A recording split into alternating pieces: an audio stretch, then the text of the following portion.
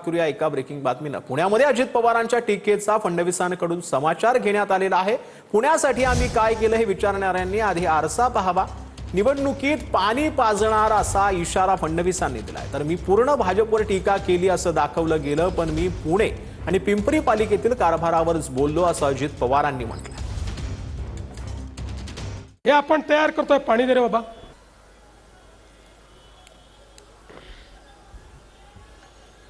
आज जरी या ठिकाणी पाणी पित असलो तरी निवडणुकीमध्ये विरोधकांना पाणी पाजणार आहे।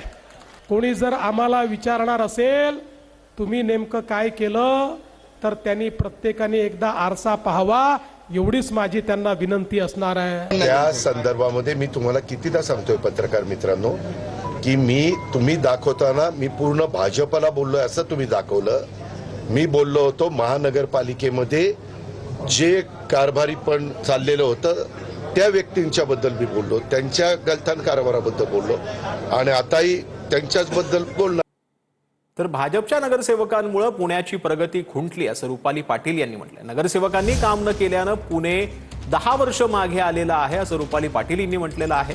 तर ही जबाबदारी मुरलीधर मोहोळ यांची होती असं देखील रुपाली पाटील यांनी म्हटलं। 2017 ते 22 जे नगरसेवक आहेत त्या भाजपच्या नगरसेवकांमुळे पुण्याची केलेली प्रगती ती जागेवर खुंटली।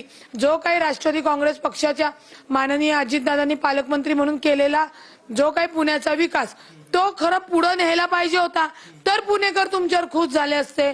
यांनी तो विकास जागेवरच थांबवला, पण त्याच्यात कुठला मेंटेनन्स पण नाही आणि डेव्हलपमेंट पण नाही। तर निवडणुकांमध्ये बिनविरोध निवडून येण्याचा प्रकार अस्वस्थ करणारा असल्याचं सुळेंनी म्हटलंय। 7 ते 8 वर्षांनंतर निवडणुका होत असतानाही बिनविरोध निवडणुका झाल्याचं सुळेंनी म्हटलंय। नोटाचा पर्याय उपलब्ध असताना मतदानाचा अधिकार हिरावून घेतल्याचं देखील सुळेंनी ट्विट केलंय। धमकी ब्लॅकमेलिंगच्या माध्यमातून बिनविरोध करण्याचा प्रकार सुरू असल्याचं देखील सुळेंनी म्हटलेलं आहे। तर कल्याण डोंबिवली महापालिका निवडणुकीसाठी मुख्यमंत्री मैदानात आहेत। उद्या फडणवीसांची भिवंडी उल्हासनगरसह कल्याण पूर्वेमध्ये सभा पार पडणार आहे।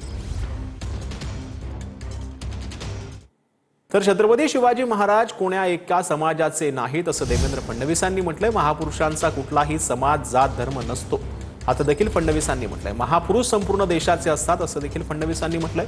CR पाटलांच्या वक्तव्यावर मुख्यमंत्री फडणवीसांनी ही प्रतिक्रिया दिली।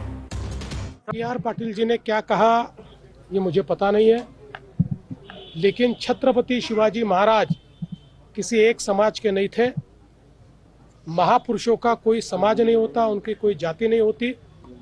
महापुरुष जो होते ये पूरे देश के होते। इसलिए मुझे ऐसा लगता है कि उनको इस जाति का या उस जाति का कहना ये सही नहीं होगा। वो तो पूरे देश के थे और छत्रपति शिवाजी महाराज थे, इसलिए हम लोग हैं। आज मैं अपना नाम देवेंद्र फडणवीस बता पा रहा हूँ क्योंकि छत्रपति शिवाजी महाराज यहाँ पर थे। महापुरुषों के लिए इस प्रकार से विभाजित करना ये ठीक नहीं है। तर इतकी वर्ष ठाकरे बंधूंना मराठी माणूस आठवला नाही का असं निलेश राणेंनी म्हटलंय। ठाकरे बंधूंनी बदलापूर भागामध्ये जाऊन बघावं असं निलेश राणेंनी म्हटलंय। मराठी माणसावर सुरू असलेलं राजकारण ठाकरे बंधूंचं चॉकलेट असल्याचं निलेश राणेंनी म्हटलेलं आहे।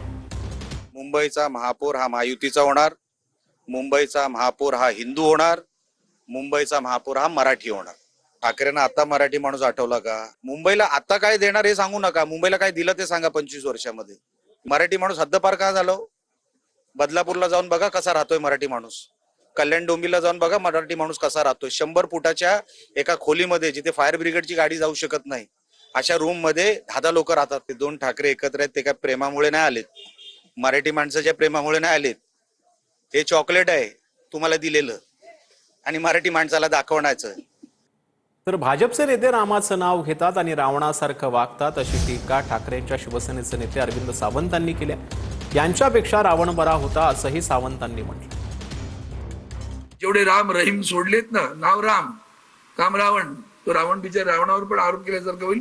रावण खरंच शुद्ध चारित्र्याचा होता, त्यांनी सीतेना पळवलं इथपर्यंत ठीक आहे, पण त्यांनी सीतेची गैरव्यवहार नाही केला होता हे विसरू नका। शंकराचे भक्त होते रावण सुद्धा, पण त्या प्रवृत्तीच्या विरुद्ध प्रभू राम लढले। हे प्रभू रामाचं नाव घेतात आणि रावणाचा कारभार करतात। येणं महाराष्ट्राच्या हितासाठी येणं, त्यातलं वाक्य राजसाहेबांचं खूप चांगलं आहे। महाराष्ट्राच्या हितापेक्षा माझा राग लोभ मोठा नाही किंवा माझा मान अपमान अहंकार मोठा नाही, हे वाक्य फार महत्वाचं आहे. ते म्हटल्याचं ताबडतोब उद्धवजींनी दिलेला प्रतिसादही तितकाच मोठा आहे. या कारणाने ऐकलं त्या कारणाने सोडून नाही दिलं.